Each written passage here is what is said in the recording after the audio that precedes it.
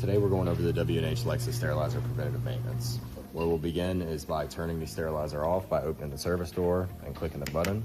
We want to let the unit sit stagnant for about an hour until it's cool to the touch. The first steps of the preventative maintenance for the Lexa Sterilizer will be removing the door gasket as such, and then removing your bacteriological filter, which will be lefty-loosey.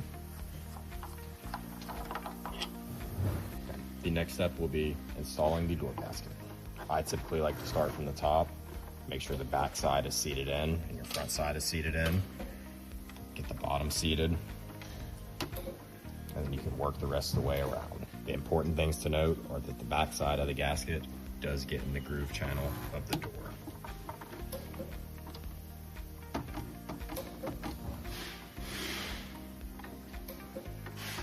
From there, I'll typically run my finger all the way around, make sure we have a smooth seating surface. The next step will be reinstalling your bacteriological filter, which will be the same process as removing it, just turning right to reinsert it. You can tighten that bacteriological filter until it is tight. Next step will be resetting all your maintenance counters once all the previous steps are completed. To get to those maintenance counters, we'll hit on 3 lines in the bottom left corner. We'll go to maintenance for the HEPA filter. We'll click the check mark to say that we have changed it, which this one's already been changed, so we're not going to do that today. If you do forget how to change the HEPA filter or want any extra guidance, there are little videos inside the machine that will tell you.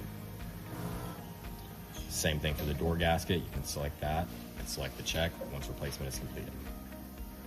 Same thing with the chamber cleaning. If you have any questions about W&H Lexa preventative maintenance or anything else, please give us a call at 704-966-1650, option 3 for our free tech support line. And please don't forget to like and subscribe.